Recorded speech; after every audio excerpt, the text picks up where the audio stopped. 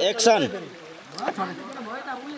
Hello guys, finally आज मेरा मामा जो कटिंग कर रहा है, मतलब अभी हम पार्टी दिया तो छोटा छोटा पीस करने के लिए दिया।